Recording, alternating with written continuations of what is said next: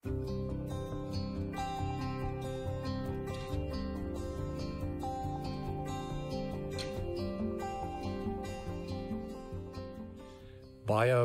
welkom by hierdie reeks waarmee ons besig is.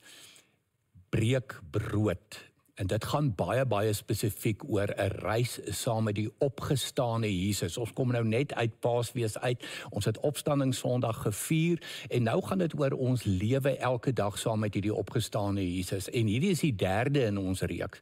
Baie spesifiek oor kom ons reis saam met Jesus in die moeilike plekke. Wat doen ons op ons lewensreis wanneer dit kom by die moeilike plekke, by die swaar plekke, by die seer plekke? Nou, ek sê altyd, daar's twee goed wat ek jou kan waarborg in die lewe. Ek het baie keer die geleentheid om te praat met matrikulante oor wat voorlê in die lewe, of met graad 7's wat voorlê in die hoërskool. Dan sê ek altyd vir hulle, weet jy, daar's twee goed wat ek vir jou wil waarborg. Die een is, en ek noem dit sommer 'n aanname van die lewe, heerlike tye, lekker tye, tye van lag, tye van vreugde, tye van vrolikheid, sommer net doodgewoon tye van joy. Dis die een kant. En dan kan ek vir jou waarborg en weer, 'n aanname van die lewe, daar gaan moeilike tye wees. Daar gaan swaar tye wees, daar gaan uitdagende tye wees, daar gaan seer tye wees. Dus ek so 'n oomblik kan stil staan by hierdie tye. Dit is die tye wat ek noem die hoekom en waarom tye. Die tye wat ons by die Here sit en met die Here worstel en vir hom sê, hoekom Here, waarom Here? En ek wil onmiddellik vir jou uitnooi na 'n Vader toe, waar jy jou hoekoms en jou waaroms kan vra, maar jy moet net een ding weet, jy gaan nie altyd 'n verslag kry, of 'n verduideliking kry, of 'n antwoord kry nie. Dit is ongelukkig hoe die lewe is. Maar hy is ons Vader, so ons mag ons hoekoms en ons mag ons waaroms na hom toe bring.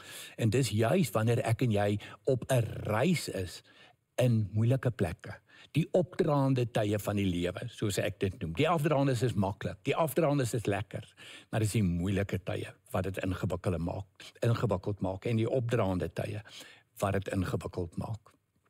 Amerikaanse skrywer, sielkundige, pragtige kind van die Here, Larry Crabb, beskryf vir my die wêreld wat ek en jy in leef, so raak en so mooi.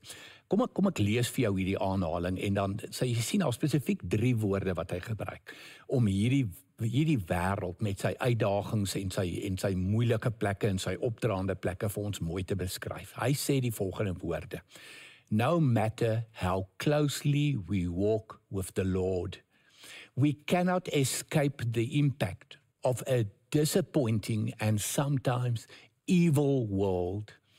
A core sadness that will not go away is evidence not of spiritual immaturity, but of honest living in a sad world. Ek wil weer nou net so 'n bietjie stop hier en net vir jou sê, kyk na die 3 woorde, hoe hy die wêreld beskryf. Gebruik die woord, dit is disappointing met tye, teleurstellend. Daar's teleurstellings in ons lewe. Dis wanneer ons die moeilike pad vat, wanneer ons op reis is en hier kom die opdraandes in ons lewe.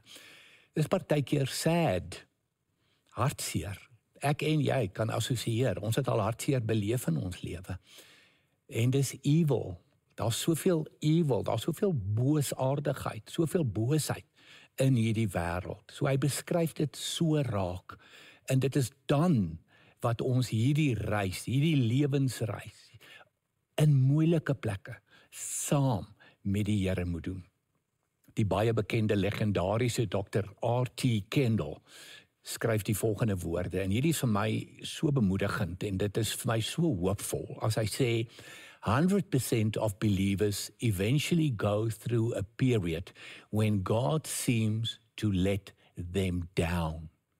So as jy enigstens al gevoel het in jou lewe, die Here het jou teleurgestel, die Here is afwesig, die Here het jou gedrop, dan wil ek vir jou sê, jy is in goeie geselskap. Die navorsing bewys vir ons, dat 100% van gelowiges was al daar, was al op daardie plek gewees. Dit sluit my in, dit sluit jou in, dit sluit enige iemand in. Dis hoekom Larry Crabb se woorde vir my so belangrik is. Dit maak nie saak hoe innig jou verhouding of hoe sterk jou verhouding met die Here is nie.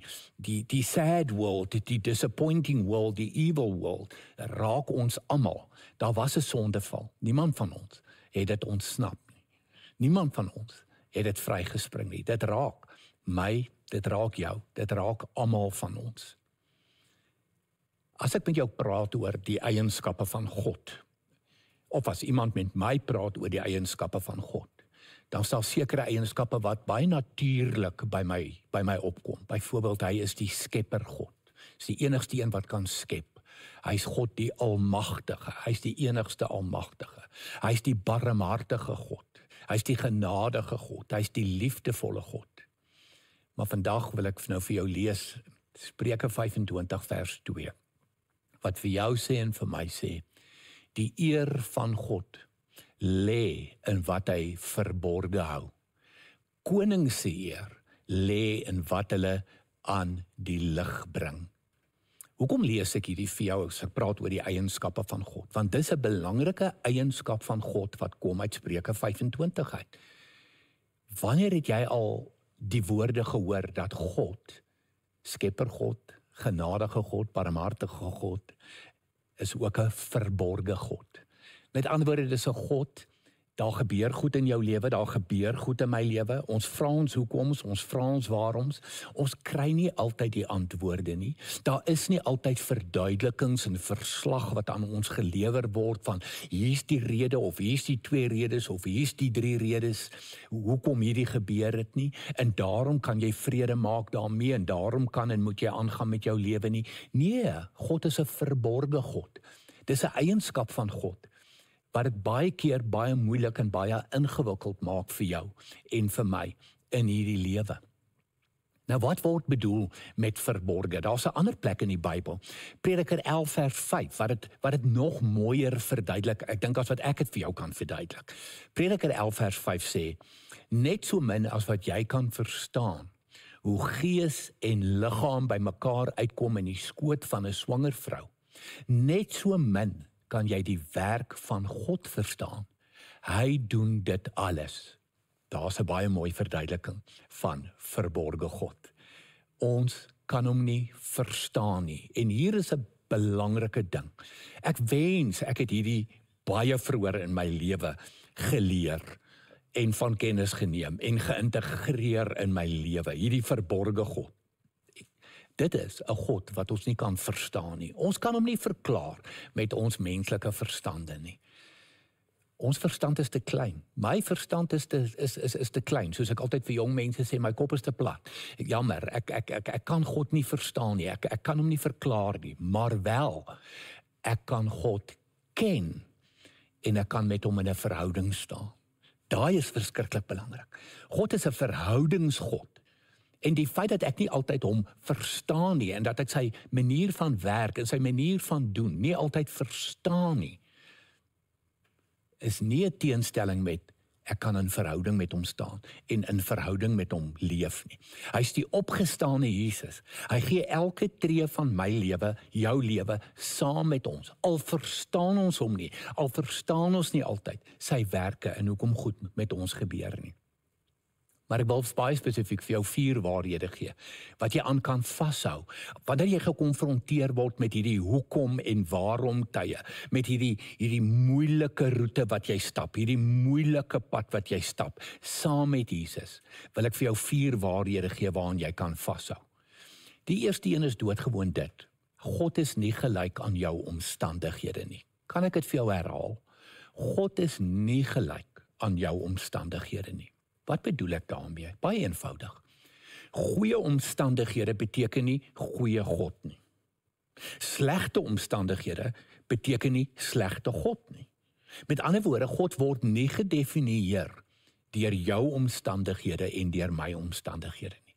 God is wie hy sê hy is. 'n liefdevolle Vader ten alle tye. Al gaan jy deur die mees verskriklikste, afgryslikste omstandighede. Dit maak God nie afgryslik nie. Al gaan jy deur bitterlik ingewikkelde, onverstaanbare tye. dit maak God nie sleg nie. Slegte omstandighede is nie gelyk aan 'n slegte God nie. God is 'n goeie God onder alle omstandighede, alle tye. So daai is 'n waarheid wat jy aan moet vashou. 'n Tweede waarheid wat ek vir jou wil gee. God is nooit op verlof nie. En daar's nooit 'n tyd wat hy nie in jou belang stel. God is intiem, intens, oomblik vir oomblik, elke dag by jou betrokke. Dis 'n betrokke God. Soos ek altyd vir ouers sê, jy moet 'n betrokke ouer wees by jou kind. Betrokke by die skool en betrokke in hulle lewe. God is 'n betrokke God. Hy's nie afwesig nie, hy's nie op verlof nie. Hy stel altyd in jou belang. Hy gee altyd vir jou om. Belangrike waarheid om aan vas te hou in ons hoekom en ons waarom tye. 'n Derde waarheid. God se tydsberekening is perfek. Hy is nooit laat nie. Ek dink jy dalk al baie soos ek beleef dat die Here is laat, die Here is laat, die Here is laat. En dalk nog hierdie vergelyking wat ek tref met vriende en met ander mense. Jy weet, hy daag altyd vir hulle op, maar vir my is hy nooit, hy wag altyd op die nippertjie. God is nooit laat nie. God is altyd betyds. Dis in daardie tye wat ons die moeilike pad stap. Wat ons hierdie hoekom en waarom tye beleef. Dis juis in daardie tyd wat die Here besig is om ons te vorm en vir ons sekere karaktereienskappe te leer en dele aan ons menswees te vorm wat net gebeur op die moeilike roetes, op die uitdagende roetes. Maar hy is by ons. Hy is met ons. Die vierde waarheid. Elke mens is uiters kosbaar vir God. Hy het jou lief met 'n innige, brandende liefde. En as jy wonder, waar kry ek hierdie woorde van innige, brandende liefde? Is dit ek wat dit uitgedink het? Nee. Paulus gebruik onder andere die woord dat God het ons innig lief. In Efesiërs, die boek Efesiërs, kry jy die innige liefde. Die brandende liefde kry jy in die boek Hosea in die Ou Testament. Hy stel in jou belang omdat jy vir hom baie kosbaar is. Hy's nie op verlof nie, hy het jou nie vergeet nie. Dit is waarhede waaraan ek en jy elke dag van ons lewe. Nee, kom ek gaan verder. Elke oomblik van ons lewe kan aan vashou en moet aan vashou. Juis as ons hierdie pad stap op 'n moeilike plek, op 'n moeilike pad, 'n opdraand pad, 'n klipperige pad, 'n pad vol slaggate en moeilikheid en probleme en hoekoms en waaroms. Daar's vir jou 'n paar waarhede oor wie God is, waaraan jy kan vashou, ook in jou moeilike padtye. Wat is die essensie van die evangelie? Die essensie van die evangelie, dit wat ons nou net met Paastyd gevier het, Jesus sterf in jou en in my plek. Praat nou van liefde, praat nou van omgee, praat nou van barmhartigheid, praat nou van genade. Jesus sterf in jou en in my plek. 2 Korintiërs 5 vers 21, een van die mooiste skrifgedeeltes vir my, wat die evangelie vir ons rou verduidelik. Daar staan, Christus was sonder sonde, maar God het hom in ons plek, in jou plek en my plek, as sondaar behandel, sodat ek, sodat jy, deur ons eenheid met Christus, deur God, vrygespreek kan wees. Wel, ek en jy is vrygespreek, dis identiteit wat ek en jy het. Ons is vrygespreek, ons is vergewe, dis ons diepste behoefte. Ek sê altyd, baie keer weet ons nie eers wat is ons diepste behoefte in die lewe nie. Ons diepste behoefte is vryspraak. Ons wil nie elke aand van ons lewe met skuld gaan slaap nie. Ons wil nie elke aand van ons lewe en elke tree wat ons gee in ons lewe met skuldgevoelens loop nie. Ons wil nie met skande, die mooi Engelse woord shame, ons wil nie met shame bedek wees en tree vir tree deur die lewe gaan en in die aand gaan slaap met daai skande en met daai skuld nie. Nee, God het Jesus in my plek en in jou plek as 'n sondaar behandel. En dan die wonderlike van die evangelie. Jesus wat deur Getsemane gegaan het. Jesus wat op Golgotha was. Getsemane praat van 'n moeilike plek. praat van 'n moeilike roete. Getsemane. Jesus wat daar wou omdraai, wat gesê het ek sien nie kans vir wat voor lê nie. Hy ken jou seer, hy ken jou pyn, hy ken die swaar wat jy deurgaan. Hy verstaan die moeilik wat jy deurgaan. Hy's nie onbetrokke nie, hy's nie afwesig nie, hy's nie met verlof nie. Hy het nie minder lief nie. Nee, hy's deur Getsemane vir jou en vir my. Golgotha. Hy was daar. Dis waar hy gehang het en stadig gesterf het, vernederend vir 'n skare om te kyk, om hom uit te jou en om te bespot. Hy's deur Getsemane, hy's deur Golgotha, praat van 'n moeilike pad wat hy gestap het. Daarom verstaan hy jou moeilike pad. Daarom verstaan hy my moeilike pad. En daarom, daar's geen tyd wat hy jou stywer vashou. Wat hy nader aan jou is, juis in jou moeilike tye en in jou swaar pad en jou moeilike pad wat jy besig is om te stap nie. Die goeie nuus, die graf is leeg. Jesus het opgestaan. Hy leef. Waar is hy? Waar is hy? Hy leef, maar waar is hy? Hy's by jou. Hy is Immanuel. Dis die kruis en die leë graf wat maak dat ek en jy kan jubel, dat ek en jy kan juig. God met ons. God met jou. God in jou. Hy kan nie nader kom aan jou as God in jou nie. En dis waar hy is. En daarom sê ek altyd, Kersfees en Paasfees is die twee tye vir 'n gelowige wat so verskriklik belangrik is. Kersfees is die tyd wat God sy barmhartigheid en sy liefde vir 'n wêreld, 'n verlore wêreld wys en hy stuur sy seun, want hy besef dat hy nie sy seun gaan stuur nie. Daar's daar geen hoop vir my en daar's geen hoop vir jou nie. En dan Paasfees is wanneer die erge gebeur. Hy's gestuur om deur Getsemane na Golgotha toe te gaan. Hy's gestuur vir die kruis, maar hy's ook gestuur vir 'n oop graf, vir 'n leë graf, sodat hy Immanuel kan wees, sodat hy by jou en in jou en by my en in my kan wees. En daarom moet ek en jy weet en moet ons vashou, ook in jou hoekom tye, ook in jou waarom tye, en dis spesifiek die tye wat ons op moeilike paaie stap, moeilike roetes. Dis juis dan wat hy naby ons is. Dawid ontdek het ons in Psalm 23. Die Here is my herder. En dan spesifiek in die dal van doodskaduwee, wanneer hy deur sy moeilike en sy swaar en sy hoekom en waarom tye gaan. U is by my. U is by my. En dis wat ek en jy kan weet. As ons hierdie reis saam met die Here doen, hy is by ons. Hy is by jou. Hy is in jou. Die legendariese Charles Spurgeon sê die volgende woorde: so seker as wat God se kinders ook in die vuuroond beland, net so seker is hy daar, binne, by hulle. Dink maar aan Sadrag, Mesach en Abednego. Hulle het nie die vuuroond vrygespring nie. Nee, jou lewe, my lewe, daar's baie tye van vreugde en tye van opgewondenheid. Ek praat altyd tong in die kies van die dans op die tafel tye.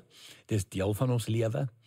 Maar dan is daardie moeilike padtye, daardie hoekom en waarom tye, daardie opdraand tye.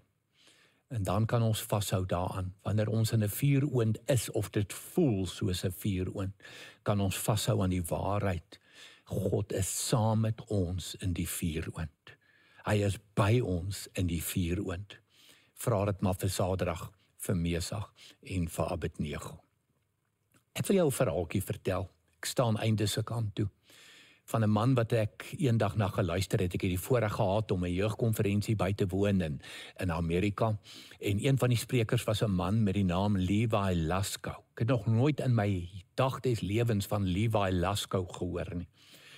En hy het op die verhoog gekom en hy het begin praat en ek het aan sy lippe gehang. Sy storie was aangrypend, dis vandag nog steeds aangrypend. Levi en sy kosbare vrou het die mooiste dogtertjies, maar hulle is die mooiste gesin. En een van hulle dogtertjies, 5 jaar oud, daardie dag sal ek in my lewe nie vergeet hoe hy hierdie verhaal vertel nie. Haar naam is Lenya, is 'n Russiese naam, wat beteken the heart of a lion, die hart van 'n leeu. Het in sy arms 'n ernstige asma-aanval gekry. Hulle het gejaag hospitaal toe so vinnig as wat hulle kon. En die dokters kon niks doen nie. En daar in sy arms, in die hospitaal, is Levi en sy vrou se pragtige 5-jarige dogtertjie oorlede. Praat van om in 'n moeilike plek te wees, om 'n moeilike pad te stap. Maar Levi en sy vrou, so deur hulle rou, deur hulle pyn, deur hulle swaar, het hulle net vasgehou aan die wete dat God is met ons. God is by ons, God in ons, Immanuel. Jesus stap hierdie pad saam met ons. En uiteraard, hulle is vandag nog hartseer. Kom 'n mens ooit oor so iets? Maar nee, hulle het vasgehou aan die Here en hulle het besluit. Hierdie pyn kan nie gemors word nie. Hierdie moeilike pad wat hulle gestap het, kan nie gemors word nie. En hulle het dit begin gebruik om ander mense te bemoedig, om ander mense te inspireer, om vir ander mense hoop te gee. En die een ding wat ek geleer het uit sy storie, in ons swaar kry, in ons moeilike plek of ons moeilike pad, is daar altyd sin en betekenis in terme van ons karaktervorming, en kan ons dit altyd gebruik om vir iemand anders iets te beteken. En dis wat Paulus vir ons probeer sê in Romeine 5, vers 3 en 4. Hy skryf, hy sê ons verheug ons in die swaar kry, want ons weet, swaar kry kweek volharding. Volharding kweek egtheid van geloof, en egtheid van geloof kweek hoop. So ek wil weer hê, kyk na hierdie ketting-effek, kyk waar dit begin. Swaar kry, die moeilike pad. Swaar kry kweek volharding. Volharding kweek egtheid van geloof, en egtheid van geloof kweek hoop. Elkeen van ons wil graag 'n storie van hoop wees. Elkeen van ons wil graag 'n storie van hoop skryf. Waar begin dit? Swaar kry is altyd deel daarvan. So kom ek en jy gebruik ons moeilike tye, die moeilike paaie wat ons stap, saam met Jesus, die opgestane Here. Kom ons journey, kom ons doen hierdie reis saam met Jesus. En ons sê net vir hom, Here, U is wie U sê U is, 'n goeie God, 'n liefdevolle Vader. Maak nie saak hoe lyk my omstandighede of hoe lyk my pad nie. En daarin gaan ek vashou. En ek gaan my swaar en my moeilik en my uitdagende tye gaan ek gebruik om vir ander hoop te gee. Kom ek bid vir ons. Here, so dankie dat ons kan weet, U is met ons. Here Jesus, U is Immanuel en niks, geen omstandighede kan dit verander nie. Geen omstandighede kan dit van ons af wegvat nie. God met ons, God by ons, God in ons. Dis ons hoop. Here, mag ons leer om in ons swaar kry tye saam met U te reis, saam met U tree vir tree te gee, sodat ons lewens 'n storie van hoop kan skryf, hoop kan gee vir ander mense. Amen. Absolute voorreg om jou te kan seën, met die liefde van 'n liefdevolle Vader, wat jou innig liefhet, wat jou liefhet met 'n brandende liefde. Wat 'n voorreg om jou te kan seën met Jesus se vryspraak en met Jesus se vergifnis, en om jou te seën met die Heilige Gees wat oomblik vir oomblik, tree vir tree in jou is en hierdie pad saam met jou stap. Amen.